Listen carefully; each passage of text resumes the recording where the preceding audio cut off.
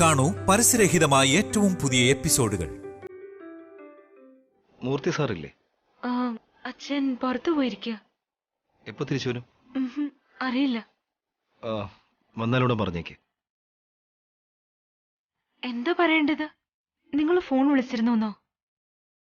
അല്ല, ഇവന്റിന് ഫ്ലവേഴ്സ് വേണമെന്ന്. ഫ്ലവർ?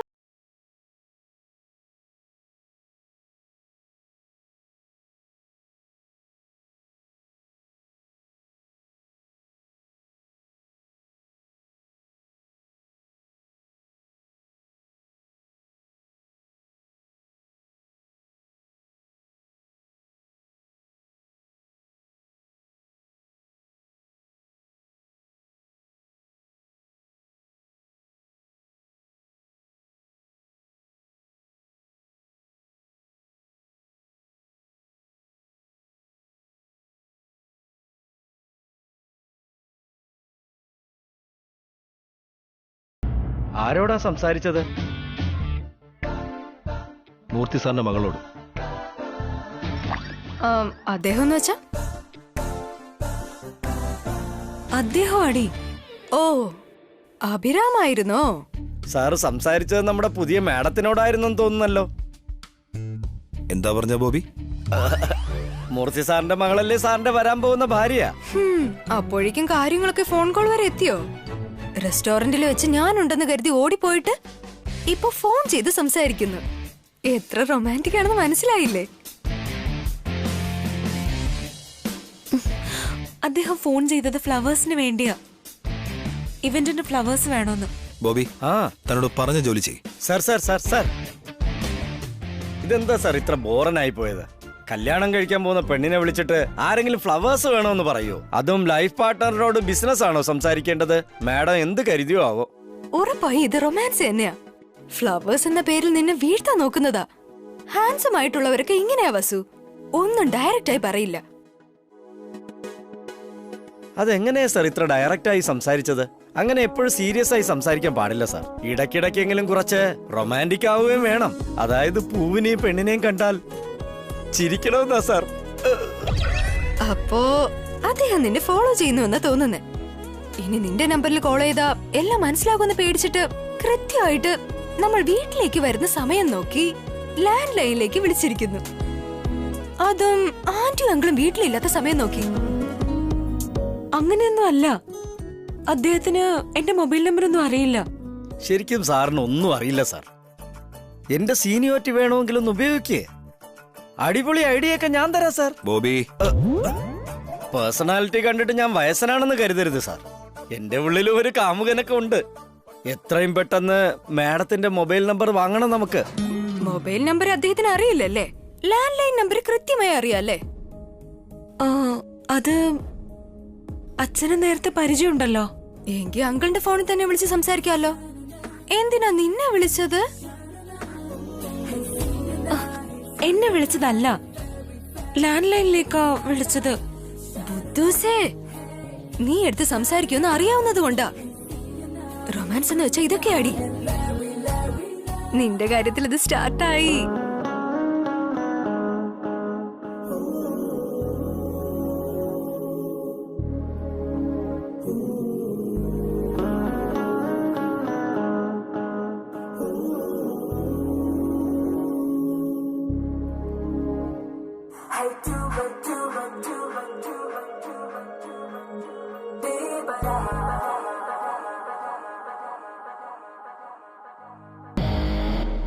എന്താണ് സാർ, മാഡത്തിന്റെ നമ്പർ എങ്ങനെ വാങ്ങുമെന്നാണോ ആലോചിക്കുന്നത്?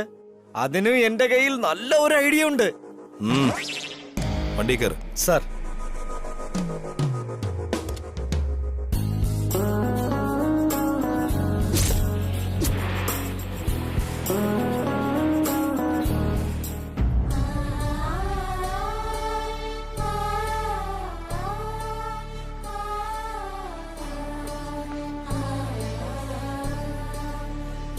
എവിടെ പോയതാ അമ്മേ? ക്ഷേത്രത്തിൽ പോയതാ വസു. നിന്റെ വിവാഹം ഉറപ്പിച്ചാൽ 101 നാളികേരം ഉടയ്ക്കാമെന്ന് നിന്റെ അമ്മയ്ക്കൊരു നേർച്ചയുണ്ടായിരുന്നു. അത് നടത്താൻ പോയിട്ട് വരുവാ. എന്താ 101 നാളികേരമോ? ഓ മൈ ഗോഡ്, ഇതിനിത്ര അത്ഭുതം തോന്നിയാൽ എങ്ങനാ? നിന്റെ വിവാഹം നടന്നാൽ വീണ്ടും 101 നാളികേരം ഉടയ്ക്കാമെന്ന് നേർച്ച നേർന്നിട്ട് വന്നിരിക്കുക. എന്താ അമ്മ ഇങ്ങനെ? അത്രയും നാളികേരം ഉടയ്ക്കാൻ നിന്നാ അമ്മയുടെ ആരോഗ്യത്തിന്റെ കാര്യം എന്താവും? നിന്റെ വിവാഹം നടക്കണം. അതിൽ കൂടുതൽ എനിക്കെന്താ വേണ്ടേ? ആദ്യം ഈ കുങ്കുമം തൊട്ട് തരാം. പിങ്കി,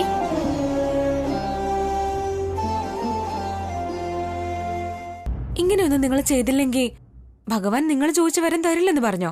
ഓൾറെഡി വരം തന്നു കഴിഞ്ഞല്ലോ മോളെ. അതിന് ഞങ്ങൾ നന്ദി പറഞ്ഞിട്ട് വരുന്നതാ. ആ ഒരു നല്ല വാർത്തയുണ്ട് വസു. നിന്റെ വിവാഹ നിശ്ചയത്തിനെ മുഹൂർത്തം കുറിക്കാൻ പോവാ.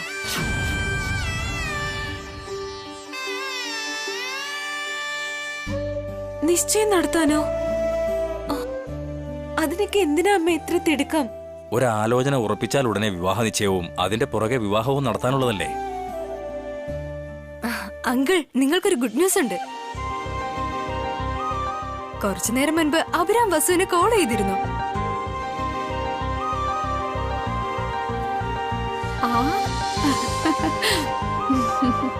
എന്താ അഭിമാൻ ഫോൺ ചെയ്തെന്നോ? അദ്ദേഹം എന്നെ വിളിച്ചതല്ല, അച്ഛനെ വിളിച്ചതാ. അതൊക്കെ ഒരു കാരണമല്ലേ ആന്റി? വസുവിനോട് സംസാരിക്കാൻ തന്നെയാ വിളിച്ചത്. മോൻ എന്താ മോളെ പറഞ്ഞത്? എന്തോ ഇവന്റ് ഉണ്ടെന്ന് പറഞ്ഞു. അതിന് ഫ്ലവേഴ്സ് വേണമെന്നാ പറഞ്ഞേ. അതും ഒരു കാരണം പറയുന്നത് അങ്കിൾ. വസുവിന്റെ ശബ്ദം കേൾക്കാൻ അഭിരാമിന് ചിലപ്പോ ആഗ്രഹം തോന്നിയിട്ടുണ്ടാകും. നീ ഇങ്ങനെ ഇല്ലാത്ത കാര്യങ്ങളൊന്നും പറയല്ലേ. അതിലെന്താ മോളെ തെറ്റ്? കല്യാണം കഴിക്കുന്ന പെണ്ണിനോട് സംസാരിക്കാൻ എല്ലാ ആണുങ്ങൾക്കും ആഗ്രഹം ഉണ്ടാവില്ലേ? അമ്മയും കൂടി ഇങ്ങനെ ഓരോന്ന് പറയല്ലേ. വിവാഹത്തിന് മുമ്പ് എന്തെങ്കിലും 2 വാക്ക് സംസാരിക്കുന്നത് നല്ലതല്ലേ മോളെ? അച്ഛാ, എല്ലാരും കൂടി ചേർന്ന് എന്നെ കളിയാക്കുവല്ലേ? ഏയ്, ആ അഭിമോ വേറെന്താ മോളെ പറഞ്ഞേ? വേറൊന്നും പറഞ്ഞില്ല, ഇത് മാത്രമേ പറഞ്ഞുള്ളൂ.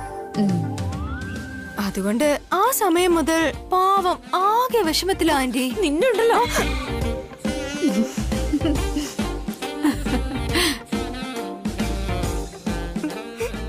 ശരി മോളെ, ഞാൻ അഭിരാമിനെ ഫോൺ ചെയ്ത് കാര്യങ്ങൾ ചോദിക്കാം.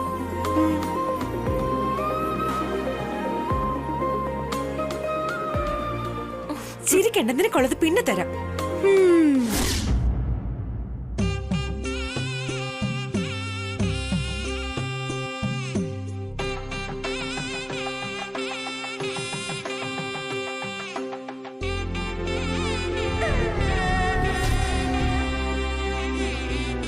ജോത്സരെ, കുറച്ച് വൈകിയാലും കുഴപ്പമില്ല. നല്ലൊരു മുഹൂർത്തം തന്നെ നോക്കണം. ഞാൻ നോക്കുന്നുണ്ട് സാർ.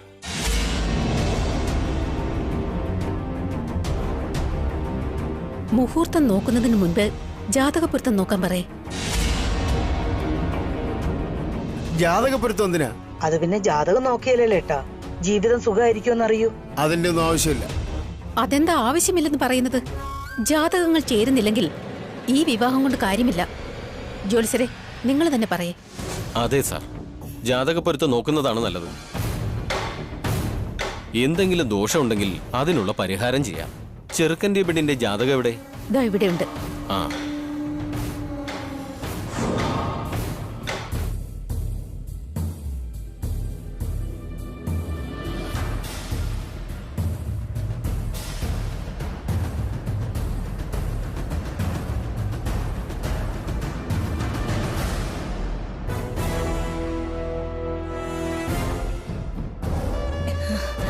എന്റെ ഈശ്വര, എങ്ങനെയെങ്കിലും ഈ 2 ജാതകവും ചേരാതെ നോക്കണേ. എങ്ങനെയെങ്കിലും ഈ 2 ജാതകവും ചേരണം എന്റെ ഭഗവാനെ. ഈ വിവാഹം എത്രയും പെട്ടെന്ന് നടക്കണം. ജോത്സരെ, കണക്കിന് എന്തെങ്കിലും സഹായം വേണമെങ്കിൽ പറഞ്ഞാൽ മതി, ഞാൻ ചെയ്തുതരാം. അയ്യോ, അത് ഏട്ടൻ നോക്കുന്ന കണക്ക് പോലെ അല്ല ഏട്ടാ. ഏതായാലും കണക്കല്ലടാ.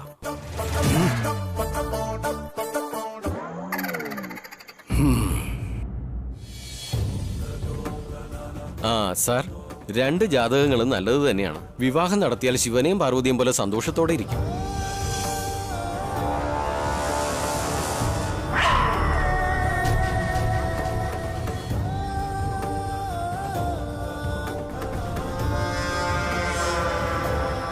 നാശം പിടിച്ചവൻ ഇളിച്ചു കാണിക്കുന്നുണ്ടല്ലേ ശിവനും പാർവതി. ഇവരൊരിക്കലും ചേരാൻ പാടില്ലെന്നൊന്ന് പറഞ്ഞ ഇയാൾക്ക് എന്താ എവിടെങ്കിലും എന്തെങ്കിലും കുറഞ്ഞെങ്ങാനും പോവോ? ഇത് ഈശ്വരൻ ഉറപ്പിച്ച വിവാഹമാണ് ജോത്സരെ. പിന്നെ എങ്ങനെയാ ജാതകം ചേരാതിരിക്കുന്നത്? ഇങ്ങനെയൊരുത്തൻ എല്ലാത്തിനും കേറി ഇടപെടും. അഖിൽ,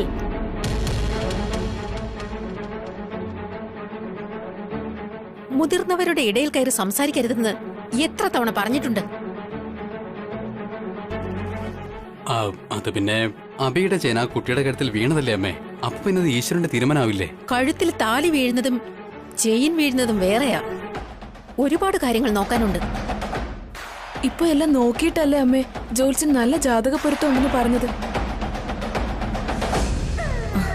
എന്താ ഭാവന ഇത്? നീ എന്താ ഇങ്ങനെ സംസാരിക്കുന്നേ?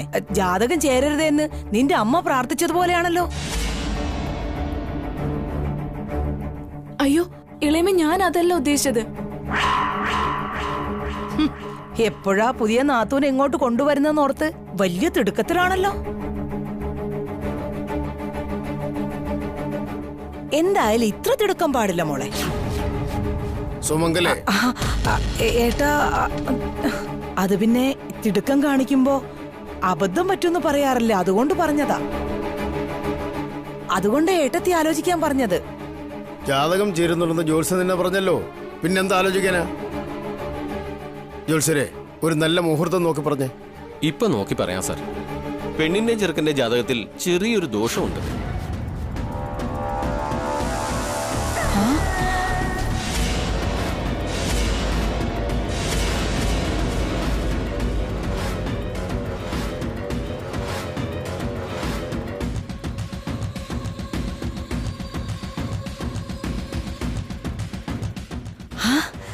അയ്യടാ, ഞാൻ ആശിച്ചത് വെറുതെ ആയില്ല.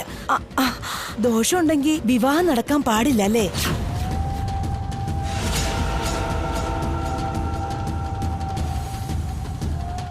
അങ്ങനെ ചെയ്തിട്ടാ എന്റെ താലി നഷ്ടപ്പെട്ട് ഭർത്താവില്ലാതായത്. സാർ, ഇതൊന്നും അത്ര വലിയ ദോഷമൊന്നുമല്ല. ദോഷം മാറാൻ ചെറിയൊരു ഹോമം നടത്തിയാൽ മതിയാവും.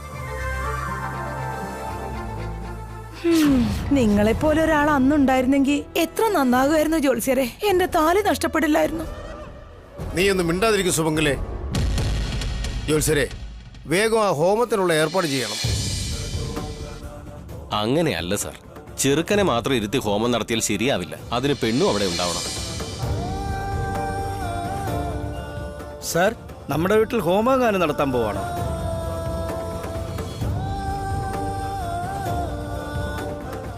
എന്താ ഹോമം എന്ന് പറഞ്ഞത്? വാ അഭി, കൃത്യസമയത്താ വന്നത്. ജോത്സ്യര് നിന്റെയും പെൺകുട്ടിയുടെയും ജാതകം നോക്കിയിരുന്നു. ചെറിയ ദോഷമുണ്ടെന്ന്, അതിനൊരു ഹോമം നടത്താൻ പറഞ്ഞു. ഇക്കാലത്തും ദോഷമൊന്നും ഹോമൊന്നും പറയുന്നത് എന്തിനാച്ചാ? സാർ, സംസ്കൃതി ഈവന്റ്സ് നടത്തുന്നത് തന്നെ മോനല്ലേ. മോൻ അറിയാത്ത എന്തെങ്കിലും കാര്യങ്ങൾ ഉണ്ടാകുമോ? ശാസ്ത്രപ്രകാരം അങ്ങനെ ചെയ്യണം.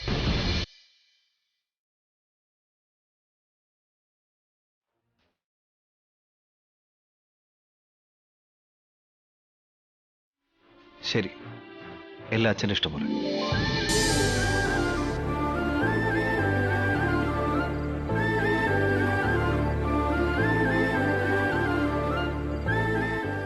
സാർ, മോനും ഹോമത്തിന് സമ്മതിച്ചല്ലോ. ശുഭസ്യ ശീക്രം എന്നാണല്ലോ പറയാറ്. എത്രയും വേഗം ചെറുക്കനെയും പെണ്ണിനെ ഇരുത്തി ഹോമം നടത്തണം.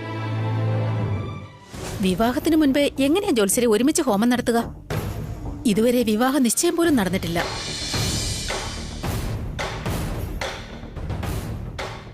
എന്തായാലും അവരുടെ കല്യാണം നടക്കാൻ പോവല്ലേ? ഈ വീട്ടിലെ മുതിർന്നവളായിട്ട് ഞാനുണ്ട് ഭാവനെ. എന്റെ തീരുമാനങ്ങളെയും കുറച്ച് ബഹുമാനിക്കണം. സോറി അമ്മേ.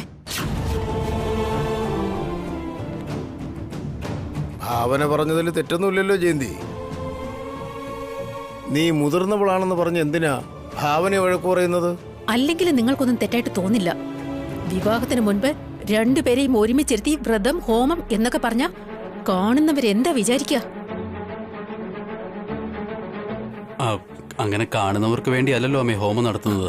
ഭാസ്കർ, നിനക്ക് കാര്യങ്ങൾ അറിയാമെങ്കിൽ സംസാരിക്ക, ഇല്ലെങ്കിൽ വായടച്ച് മിണ്ടാതെ നിൽക്കും. ജോത്സ്യം പക്ഷെ ചെയ്യാമെന്ന് പറയുന്നുണ്ടല്ലോ അമ്മേ. അപ്പോ നീ എന്താടാ പറഞ്ഞു വരുന്നേ? നിന്റെ അമ്മയ്ക്കൊന്നും അറിയില്ലെന്നാണോ? ആവശ്യമില്ലാതെ വെറുതെ അമ്മ എന്നെ തമ്മിൽ അടുപ്പിക്കല്ലേ ഇളയമ്മേ. ആരും ഇതേപ്പറ്റി ഇനിയൊന്നും സംസാരിക്കേണ്ട കാര്യമില്ല. രണ്ടുപേരുടെയും വീടുകളിൽ വേറെ വേറെ ഹോമം നടത്താം. ഒരുമിച്ചിരുത്തി നടക്കില്ല. നീ പറയുന്നത് കേൾക്കണോ? ഞാൻ പറയുന്നത് കേൾക്കാൻ പറ്റില്ലേ? ദേ നോക്ക്, മുൻപ് നിങ്ങൾ എല്ലാവരും കൂടി ഒരു കാര്യം പറഞ്ഞു, ഞാൻ അനുസരിച്ചു. ഇപ്പൊ ഞാൻ പറയുന്ന കാര്യം നിങ്ങൾ അനുസരിച്ചേ പറ്റൂ.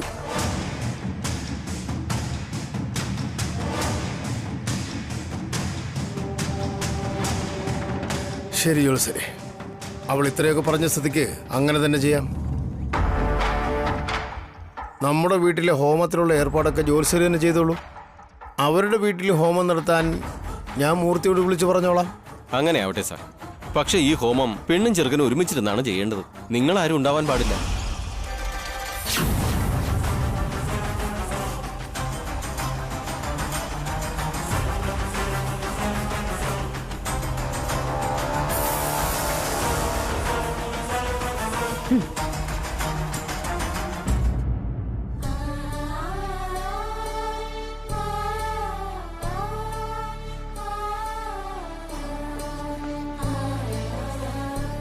അങ്ങനെയാണോ?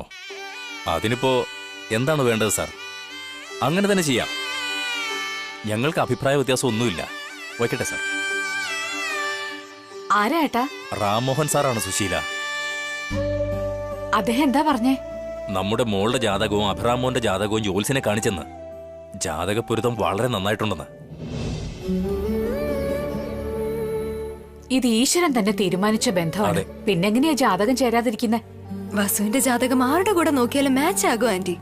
കാരണം അവള് ലക്കി ഗേളാ. അപ്പോ എന്റെ ജീവിതം എന്താ ഇങ്ങനെയായത്?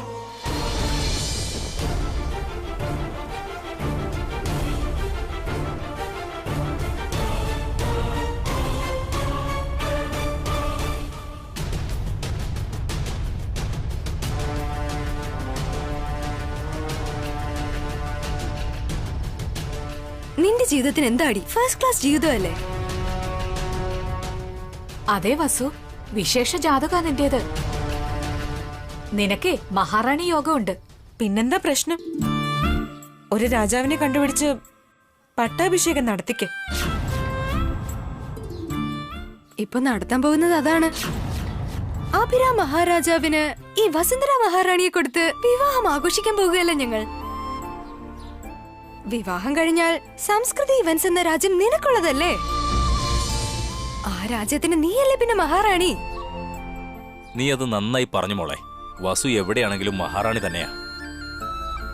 എങ്കി പിന്നെ എന്നെ ഇവിടെ തന്നെ നിർത്തിക്കൂടെ അച്ഛാ? ഇവിടെയും ഞാൻ മഹാറാണി തന്നെയാണല്ലോ.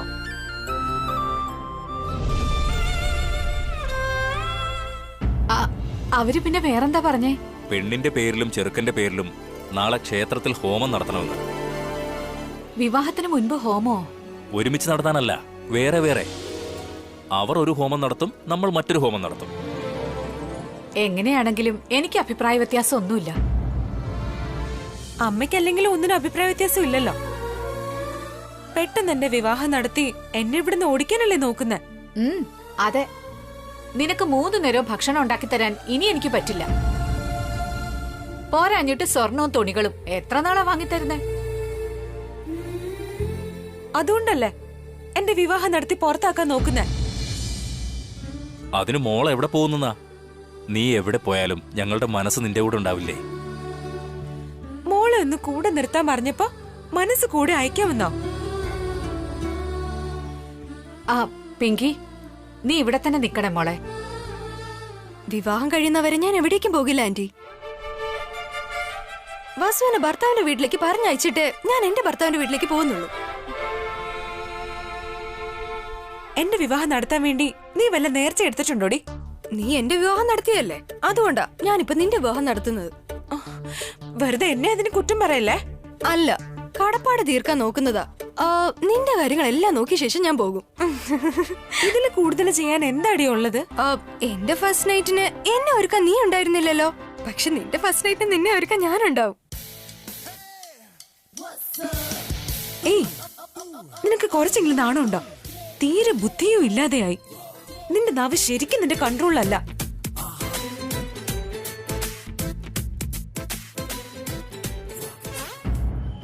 ആട്ടിറമ്പും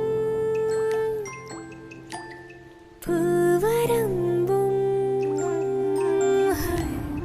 ആറ്റിറമ്പും